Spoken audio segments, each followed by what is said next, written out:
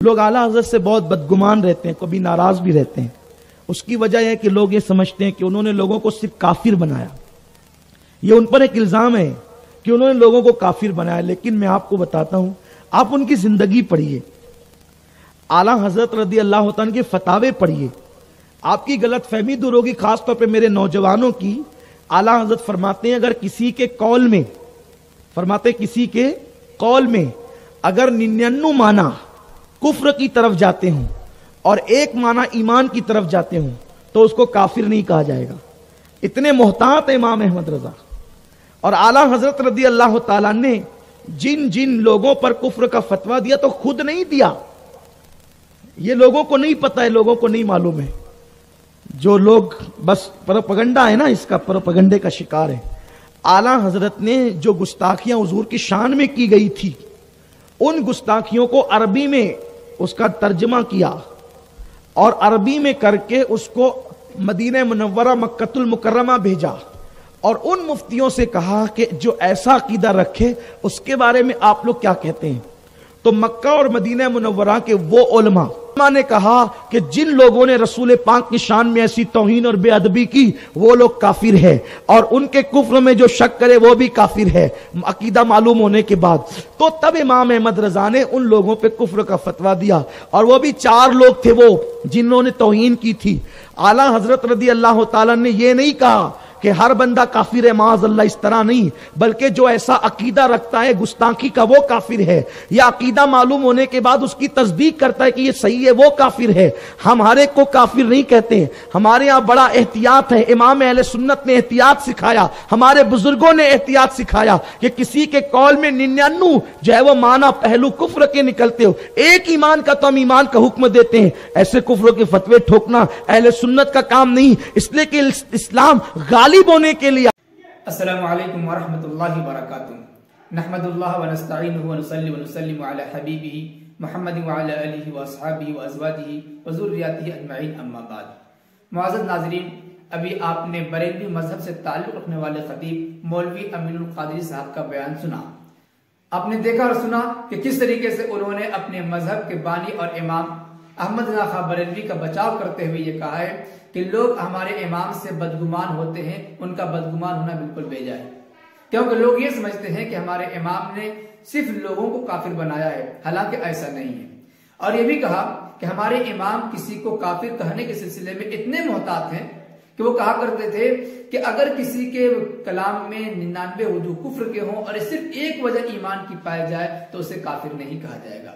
इसी तरीके से जिन लोगों पर इमाम आला हजरत ने काफिर होने का फतवा दिया है तो खुद नहीं दिया, बल्कि जिन लोगों ने आका सल्लल्लाहु अलैहि वसल्लम की शान में गुस्ताखियां की थी वो चूंकि उर्दू में थी, इन्होंने उनको अरबी में करके हरमैन शरीफैन के अइम्मा की खिदमत में पेश किया। तो उन हजरात ने यह फतवा दिया है कि जिनका ऐसा अकीदा हो वो काफिर है, और इन अकाइद के जान लेने के बाद मालूम होने के बावजूद अगर उसमें शक करता है तो भी काफिर है।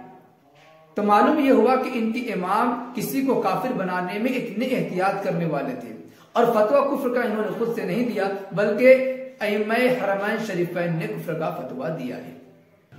मुअज़्ज़ज़ नाज़रीन, क़ादरी साहब ने अपने इमाम को बचाने के लिए पूरी कोशिश की, लेकिन पूरी दुनिया हकीकत जानती थी कि इनके इमाम साहब कितने मुहतात थे और कितने गैर मुहतात थे। जाहिर सी बात ये फुक़हा किराम ने अपनी किताबों में उसूल लिखा है कि अगर किसी मुसलमान के कलाम में 99 वजूह मानी कुफ्र के पाए जा रहे हों और एक माना ईमान का पाया जा रहा हो तो उसे काफिर नहीं कहा जाएगा। ये इनके इमाम का नहीं बल्कि तमाम फुक़हा किराम का ये मुत्तफ़िक़ा उसूल है, लेकिन इन्होंने अपने इमाम की तरफ मंसूब कर दिया, इसलिए कि हाथी के दिखाने के दांत अलग होते हैं और खाने के दांत अलग होते हैं। इन्होंने ये जुमला इस्तेमाल इसलिए किया ताकि लोग समझे कि हाँ वाकई इमाम साहब जो हैं, इनके इमाम साहब कुफ्र का फतवा लगाने में बहुत मोहतात थे। लेकिन हकीकत बिल्कुल इसकी उल्टा है कि जिस तरीके से इन्होंने एहतियात लिखा है, काफिर बनाने में एहतियात है कि अगर किसी मुसलमान के बाद में 99 वजूह कुफ्र के हों और एक माना ईमान का हो फिर भी तावील करके उसे मुसलमान माना जाएगा। लेकिन इनके यहां उल्टा ऐसा काम किया है कि अगर किसी के कलाम में कुफ्र का एक माना भी ना पाया जा रहा हो फिर भी उसे काफिर कहा जाए। चुनांचे इन्होंने अपनी जिंदगी में ऐसा ही किया। इनके मुत्तबईन कितने ही पर्दा डालने की कोशिश कर लें, लेकिन पर्दा डलने वाला नहीं, छुपने वाला नहीं है। यह एक हकीकत है जो सबके सामने है। मिसाल सुन लीजिए, अगर इनके यहां इतना एहतियात है कि 99 वजू कुफ्र के पाए जाने के बावजूद काफिर नहीं कहेंगे, मुसलमान ही रखेंगे, तो हजरत मौलाना इस्माइल शहीद देहलवी रहमतुल्लाहि अलैह के सिलसिले में इन्होंने कुफ्र का फतवा क्यों लगाया, जबकि कहा है कि इनको 70 वजू से काफिर कहा गया। अरे भाई 70 वजू से कुफ्र साबित हुआ तो 30 वजू तो बाकी है ईमान के।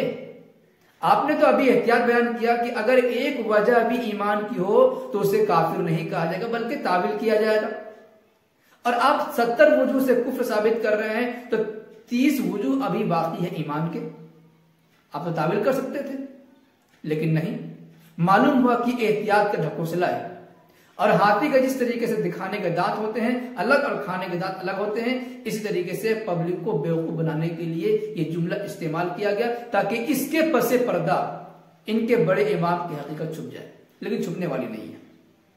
और दूसरी बात यह, अगर इनके इमाम इतने मोहताज थे तो जिन उलमाए देवबंद यानी हुज्जत इस्लाम मौलाना कासिम ननवी रहमतुल्लाह अलैह, मौलाना खलील अहमद सहारनपुरी रहमतुल्लाह अलैह, मौलाना अशरफ अली थानवी रहमतुल्लाह अलैह और इस्माइल देहलवी रहमतुल्लाह अलैह, इनके खिलाफ जो कुफ्र के फतवे दिए, क्या इनके जुमले में कोई एक भी वजह नहीं मिली जिससे इन्हें मुसलमान साबित किया जाए?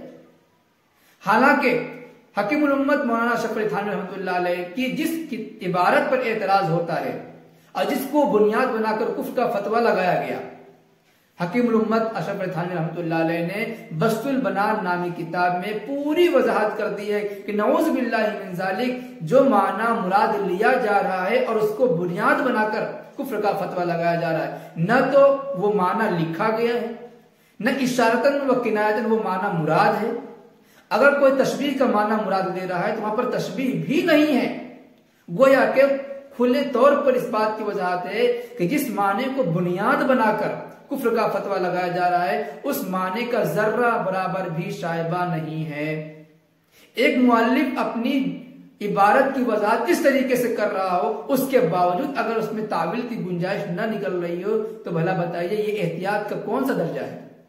इसी तरीके से हुज्जतुल इस्लाम मौलाना कासिम ननवी रहमतुल्लाह अलैह की तहज़ीरुन नास की जिस इबारत को बुनियाद बनाकर यह कहा गया है नऊज़ बिल्लाहि मिन ज़ालिक कि नानोतवी रहमतुल्लाह अलैह हुज़ूर पाक अलैहिस्सलाम के खातमुन नबिय्यीन का इनकार करते हैं। अगर आप गौर से देखें तो वहां पर इस बात की वजाहत है कि यह जुमला लिखा गया है, हां अगर खातमियत बमाना औसाफे जाती बवस्फे नबुव्वत लीजिए, यानी कि नबी पाक अलैहिस्सलातु वस्सलाम खातमुन नबिय्यीन इस माना कर कि आपकी नबुव्वत बिज़ात है, बाकी नबियों की नबुव्वत बिल अर्ज है। अगर ये माना मुराद लीजिए तो इस माना के लिहाज से हमारे नबी बीच में आते तब भी खातमुन नबिय्यीन आते, बाद में आए तब भी खातमुन नबिय्यीन है, शुरू में आ जाते तब भी खातमुन नबिय्यीन है। इसी तरीके से अगर फर्ज कर लिया जाए, मान भी लिया जाए कि हमारे नबी के बाद कोई नबी आ जाए, आएगा नहीं, लेकिन मान भी लिया जाए तो भी फर्क नहीं पड़ेगा इस माना के लिहाज से। किस माना के लिहाज से कि खातमियत को औसाफे बमाना औसाफे जाती बवस्फे नबुव्वत लीजिए, तब इतनी सराहत मौजूद है।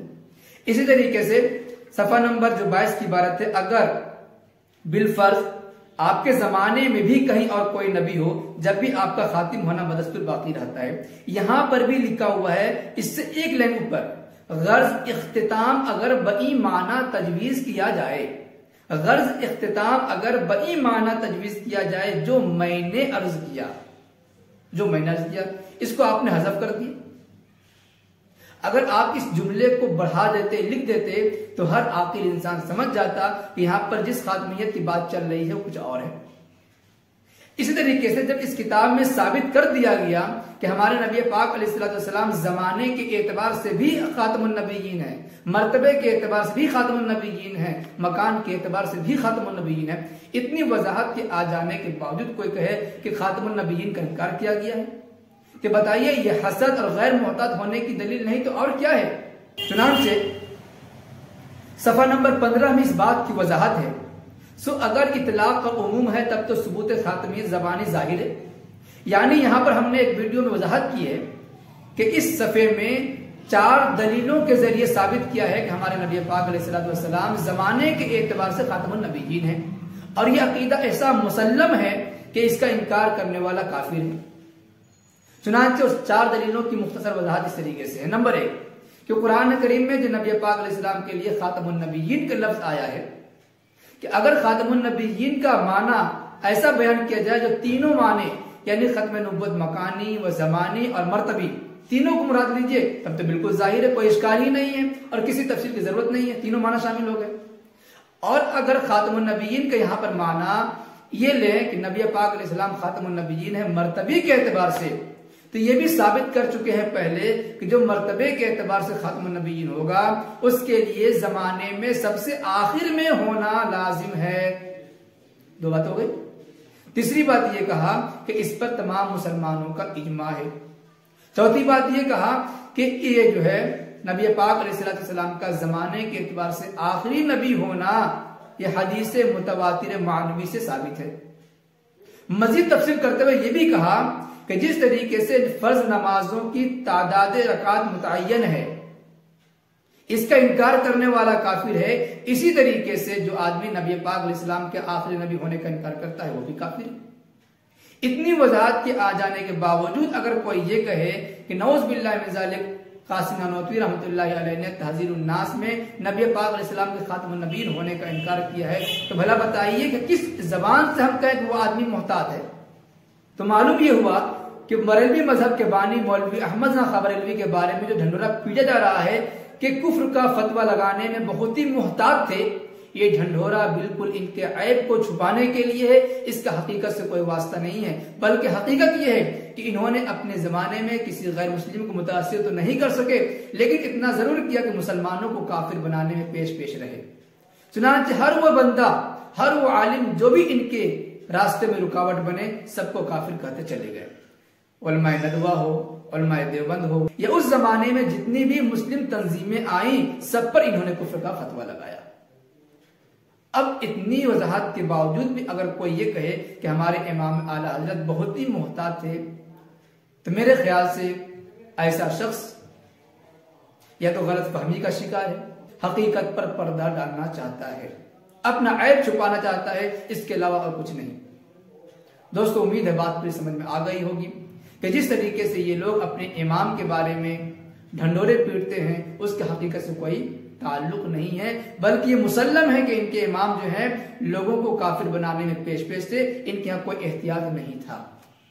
और जो कादरी साहब अपने इमाम का दिफा कर रहे थे, बअल्फाज़ दीगर खुद ही वो दिफा करते करते अपने जाल में फंस गए। अल्लाह पाक सही कहने, सही सुनने और समझने की तौफीक अता फरमाए। आमीन। व मा अलैना इल्लल बलागुल मुबीन।